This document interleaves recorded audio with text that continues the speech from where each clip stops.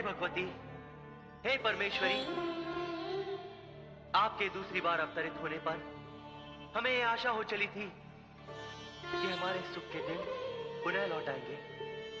देवराज, ऐसा प्रतीत होता है कि आप दानव लोक में शुक्राचार्य की वापसी से घबरा गए हैं। माते, ये घबराने का ही विषय है, क्योंकि शुक्राचार्य हम देवताओं के पुराने बैरी हैं। अब वे शुंभ और निशुंभ को कोई भी ऐसी भूल नहीं करने देंगे जिसके कारण उनका वध किया जा सके। देवराज, आपको शुंभ निशुंभ की भूल की चिंता है, किंतु आपका ध्यान अपनी भूल की ओर नहीं है। हे भगवती, मैंने ऐसी कौन सी भूल की है? मैंने तो आपको सत्य घटना बताई है कि शुंभ और निशुंभ अपने कुल गुरु को लेकर पाताल लोक गए हैं। देवराज, असुरों को अपनी भूल का ज्ञान हो गया है और उन्होंने अपने कुलगुरु शुक्राचार्य की वंदना की, उन्हें प्रसन्न करके अपने साथ ले गए। किंतु देवराज, आप मुझे बताइए कि गत वर्षों में आप देवताओं के गुरु बृहस्पति से मिलने कितनी बार गए? आपने अपने गुरु से कितनी बार युद्ध तथा अन्य नीतियों के विषय में बात की? आप ये क्यों भूल गए? यदि गुरु ना हो तो उचित मार्ग की प्राप्ति नहीं हो सकती। हे जगदम्बे, आपने जो कहा वो सत्य है। आप हमें क्षमा कर दीजिए माते। आप अभी अपने गुरु की शरण में जाइए और देखिए किस प्रकार आपके गुरु आपको चिंताओं से मुक्त कर देते हैं। और रहा शुंभ और निशुंभ का प्रश्न, तो वे यहीं आएंगे। मैं यहीं उनकी प्रतीक्षा करूंगी। हे माते, अभी हम प्रस्थान करते हैं। हम पुनः आपके दर्शनों के लिए यहाँ आएंगे।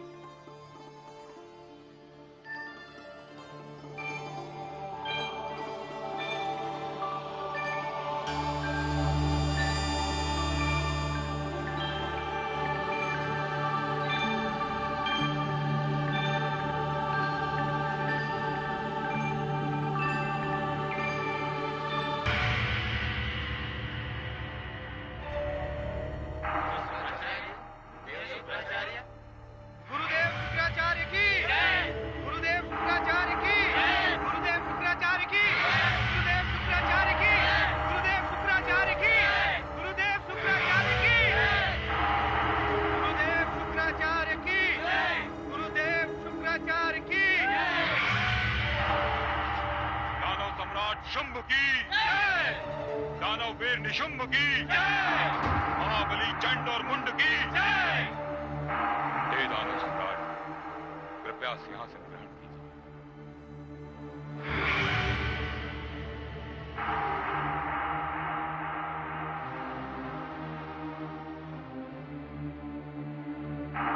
हे दानव वीरों, आपका साहस, आपका कौशल, आपकी वीरता और आपकी दृढ़ इच्छा शक्ति ने बार बार देवताओं को पराजित किया है।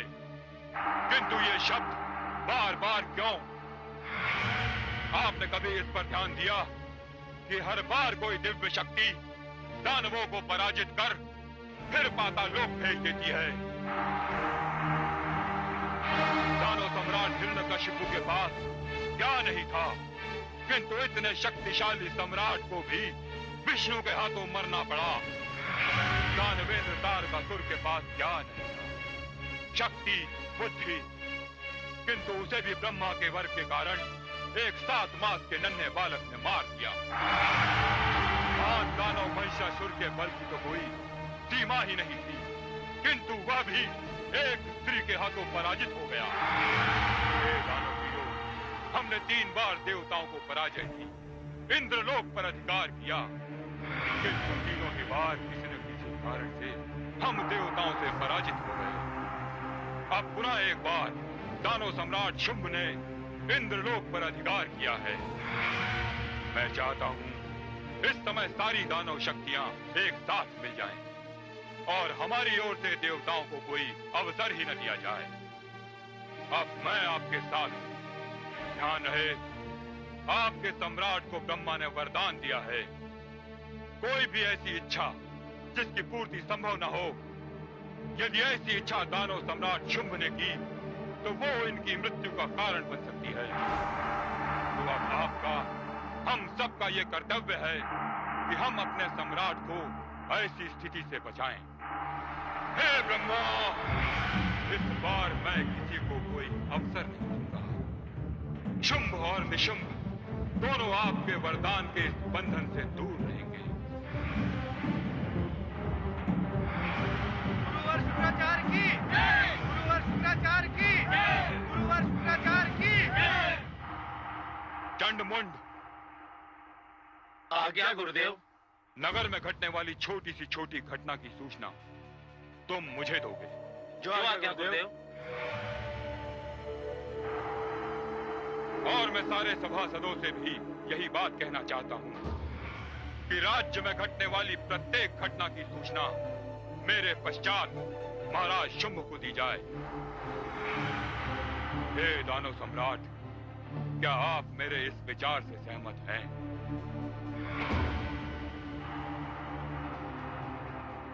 हे गुरुदेव, आपका हर वचन मेरे लिए माता पिता के वचनों से भी अधिक महत्वपूर्ण है। मैं आपके हर वचन का पालन करूंगा। तो फिर मैं आपको विश्वास दिलाता हूं। तारकासुर और महिषासुर की कथा अब दोहराई नहीं जाएगी। गुरुदेव, आज आपका आगमन बड़ा ही शुभ हुआ है। दानव साम्राज्य के लिए हमें एक महामंत्री का चुनाव करना है। दानव सभा ने धूम्रलोचन नाम के एक वीर को भेजा है। अभी उसका शक्ति परीक्षण होने वाला है। यदि आप उसे अपना आशीर्वाद दें तो हम उसे दानव साम्राज्य का महामंत्री नियुक्त कर देंगे। अवश्य। गुरुदेव, भ्राताश्री,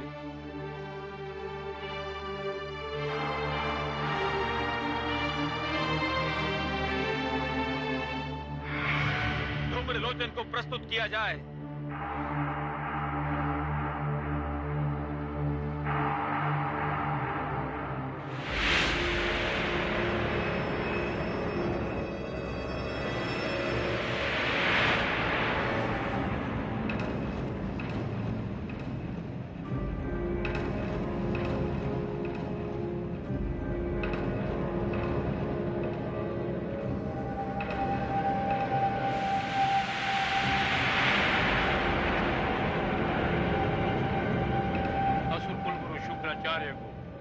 धूम्रलोचन का प्रणाम। महाराज की जय हो। महाराज, मैं आपका अधिक समय नहीं लूंगा। जो आपकी सेना में सबसे शक्तिशाली हों, जिनको अपनी भुजाओं की शक्ति पर विश्वास हो, उनमें से 16 मेरी बाईं ओर आने दीजिए और 16 मेरी दाईं ओर। फिर मैं अपने गले में एक रस्सी का फंदा डालूंगा, जिसका एक छोर बाईं ओर होगा और दूसरा छोर दाईं ओर। महाराज, फिर आपके ये दानव पूरी शक्ति से उस रस्सी को दोनों ओर से खींचेंगे और ये स्थिति तब तक बनी रहेगी महाराज, जब तक आप मुझे उनको हटाने के लिए नहीं कहेंगे। अद्भुत।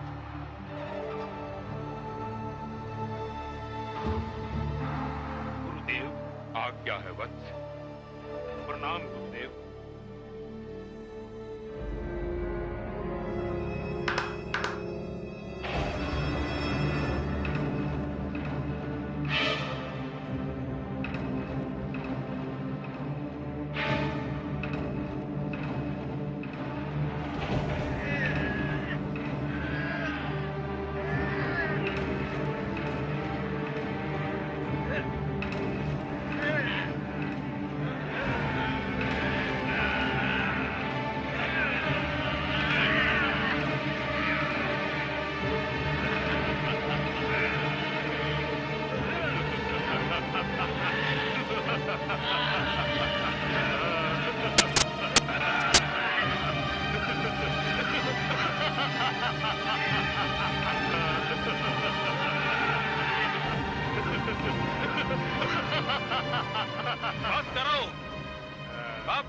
भोजन की बारी है।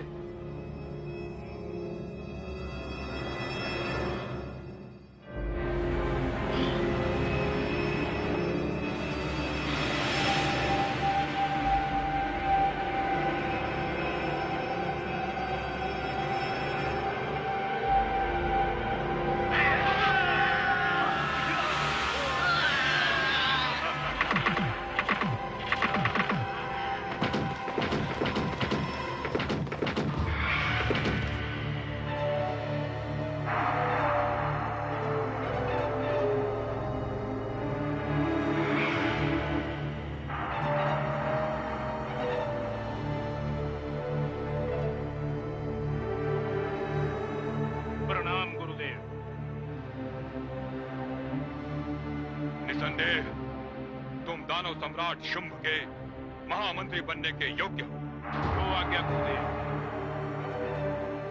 दानव वीर धूम्रलोचन, मैं आज से इसी क्षण से तुम्हें दानव राज्य का महामंत्री नियुक्त करता हूं और नगर भ्रमण का आदेश देता हूं। जाओ और जाकर कुछ विशेष दिखाई दे तो मुझे उसकी सूचना दो। जो आज्ञा महाराज।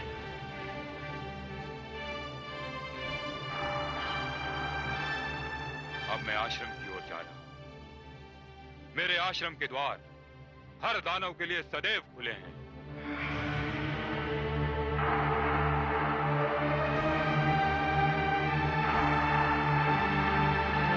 गुरुदेव शुक्राचार्य की जय।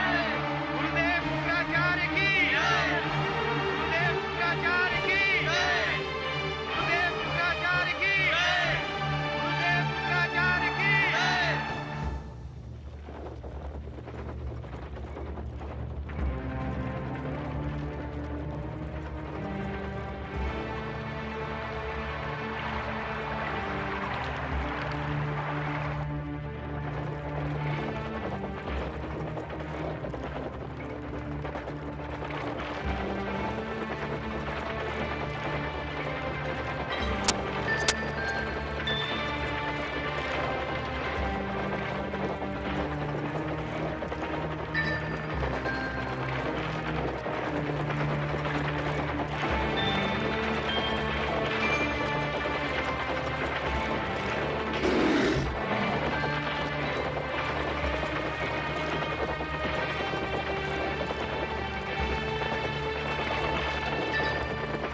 सारथी, रथ रोको।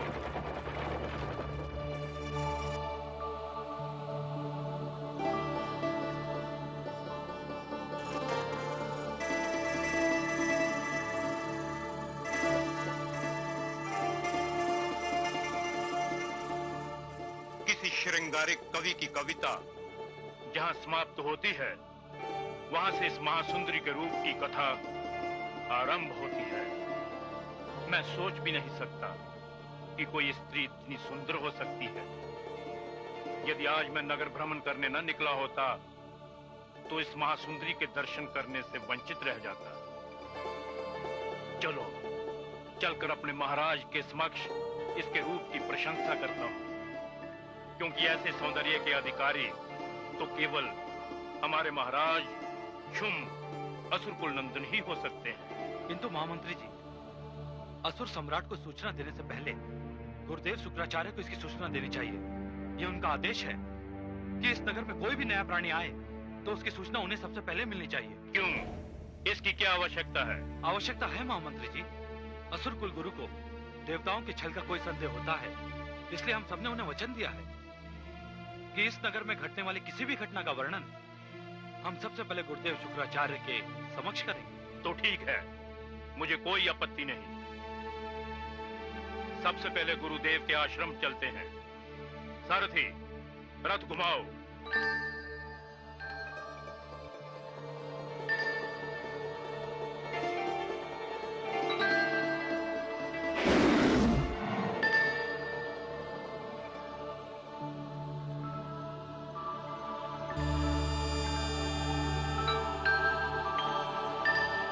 प्रणाम जगदम्बे।